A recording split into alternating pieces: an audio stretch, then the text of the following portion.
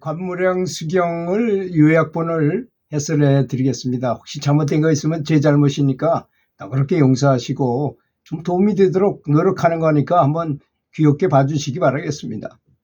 부처님께서 말년에 기사굴산에 계실 때 왕사성에서 아주 큰 비극이 일어났다고 합니다. 그것은 우리가 알다시피 태자 아사세가 제바달다의 사주를 받아가지고 왕위를 빼앗기 위해서 이 아사세 왕자가 부친인 빈비사라왕을 가두고서 아버지를 옹호하는 자기 여기 몸에다가 꿀을 발라가지고 와서 몸을 핥아먹게 해가지고 살리고 그랬다 그러잖아요. 그렇게 옹호하는 어머니인 위제이 부인마저도 가두어 버렸어요. 그래서 이때 이제 연불이 나옵니다. 그렇게 되니까 아들한테 가두키고만 이 위제이 부인은 못내 슬퍼하면서 멀리 계시는 부처님께 와서 도와달라고 기도를 하기에 이르렀던 것입니다. 그래서 이게 뭐든지 부르면 온다.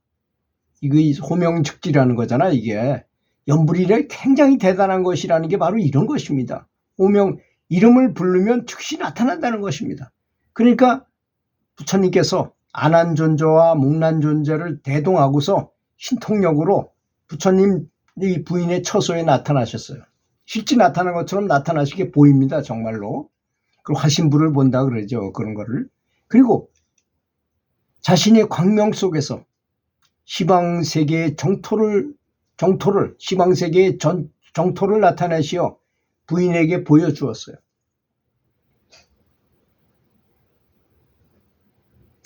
광명을 비춰주면서 서방 정토를 나타나게 해가지고 보여주셨다는 것입니다. 그래서 위제이 부인은 그 중에서 모든 괴로움이 없고 안락만이 충만한 극락이 너무 좋구나. 여기에 왕생하는 것을 바라고 극락세계에 태어날 방법을 가르쳐 주십시오 하고 부처님에게 애원을 했던 것입니다. 그건 내가 지금 너무 괴롭잖아요. 아들한테 갇혀가지고 감옥 속에 있는데 저는 당장 죽어서 그 극락세계에 가고 싶습니다. 거기에 갈 수 있는 방법을 좀 가르쳐 주십시오 하고 애원했다는 것입니다. 그래서 이 부처님께서는 이 위제이 부인을 위해서 16관의 수행법을 설하셨는데 그것은 정선 13관과 산선 3관으로서 정선이란 산란한 마음을 쉬고 마음을 고요히 하여 극락세계의 국토와 부처님과 보살들을 점차로 이렇게 관조하는 걸 비춰보고 이렇게 떠올리는 걸 말하는 것입니다.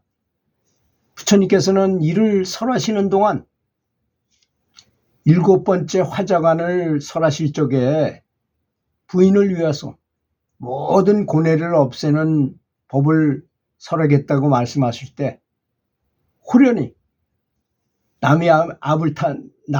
아미타불께서 허공에 딱 나타나시고 부인은 환희에 넘쳐서 아미타불을 예배하고 깊은 신심을 일으켜 바른 깨달음을 얻으셨다고 그랬었어요. 그렇게 이제 놔두게 하신 거죠. 부처님께서 그 아미타불이 딱 나타나게 만드신 거죠. 부처님께서는 정선 13관을 설하시고 나서 다시 삼선 상관을 설하셨는데 산선이란 산란한 마음이 끊어지지 않은 채 악을 범하지 않고 선을 닦는 것을 말하는 것입니다. 그런데 산선이란 이른바 삼복이라고 하여 세간의 선과 소승의 선과 대승의 선을 가르치는 것입니다.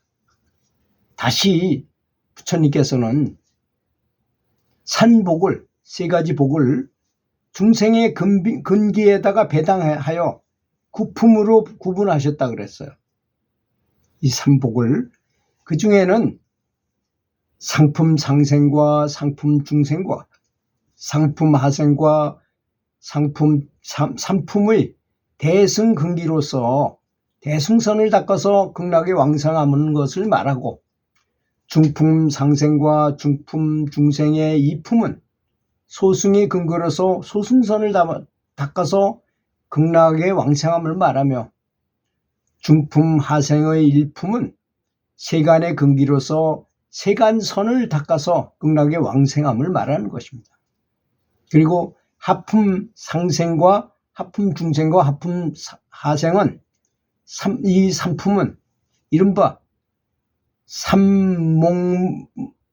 삼복무문이라 하여 조금도 선행을 닦은 바가 없는 악인이라고 할지라도 다만 지성어린 연불만으로 극락세계에 왕생할 수 있다고 이렇게 설하신 것입니다. 여기 굉장히 중요한 내용이 나오죠. 물론 대승적인 다른 사람을 위해서 공덕을 닦고 그러는 분들은 그 상품 상생에 태어나는 것이고, 그냥 중품 중생은 소승선을 닦아서 자기만 혼자 닦는 거잖아요. 그 소승선이란 대승은 여러 사람들 한꺼번에 다 하는 보살행을 하는 걸 말하고, 소승은 자기 혼자 닦아서 아란이 된다거나 이럴 때 그럴 때 그 삼선으로 가는 것이고, 마지막 거는 조금도 선행을 한 바가 없어요. 보시도 한 것도 없고 아무것도 없지만 다만 지성어린 연불만으로 극락세계에 왕생할 수 있다고 그러셨어요. 이게 굉장히 중요한 말이 아니겠습니까? 아무리 죄를 짓고 악인이라 하더라도 연불 열심히 한 사람은 이렇게 된다는 걸 말하는 것입니까? 제가 이렇게 연불 가목록을 쓰다 보니까 그런 말이 나오더라고요.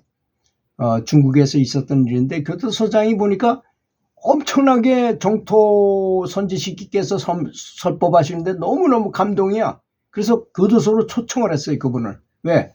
우리 교도소에 곧 사형당할 사람도 있고 그러니까. 그래도 마지막에 그들이 이렇게 그 법문을 듣고 연불을 하다가 하면 큰 공덕을 짓는 거잖아요, 본인도. 그래서 이제 그 사형수가 처음으로 스님을 처음 보고 깡패 노릇만 하다 보니 스님 절에 가본 적도 없고 매일 쌈질만 하던 사람이 처음으로 정토 대선지식을 만나가지고 설법을 듣는데, 아니 아무리 죄를 진 사람이라도 남의 아불타불을 잘 부르면 간다는 소리 들은 거예요. 이 친구가 내일 모레 죽을 판인데, 그러니까 열을 남겨놓고 계속 정말 목숨을 걸고서 연불을 했어요. 그래서 죽기 얼마 전에 가서 잘 있는지 확인해보고 광주리 속에다 사람을 집어넣는데, 이렇게 대나무로 된 광주리 같은 데다 푹 이렇게 씌워놓고 있대요. 사람 죽을까봐 그랬는지도 모르죠. 하루 전날 가서 그 사람이 잘 살아있나 하고 보려고 광주리에 이렇게 가보니까 이 사람이 가만히 있는데 딱딱하게 굳었어. 보니까 앉은 채로 죽은 거야. 사형을 당하기 전에 이미 좌탈인망을 했더라는 것입니다. 참 놀라운 일 아니겠습니까? 이제 향기가 쫙 하고, 그래가지고 그 시장까지 와가지고 이 사람의 장례식 하는 데까지 다 와서 향을 피우고 아주 굉장히 칭찬하고 했다고 그럽니다.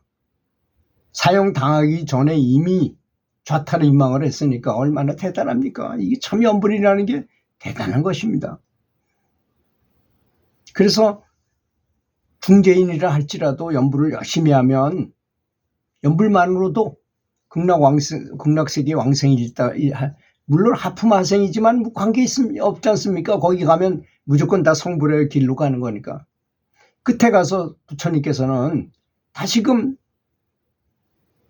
아미타불 연불을 찬탄하시고, 이것이 가장 좋은 극락왕생의 길이니까 지성이로 믿고 간직하도록 간곡히 당부하신 것입니다.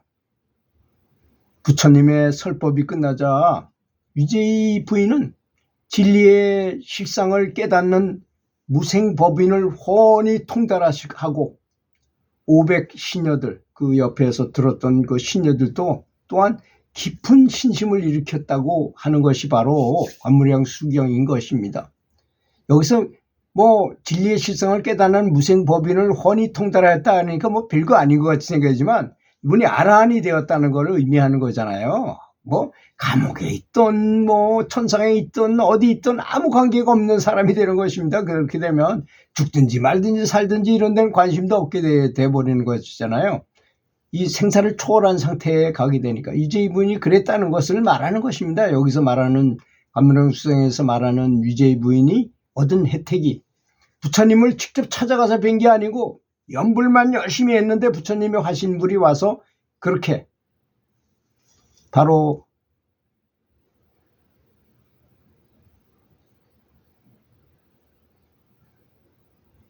안한존자하고 목련존자를 데리고 와서 신통으로 그런 모든 일을 다 행하셨다는 것을 의미하는 것입니다.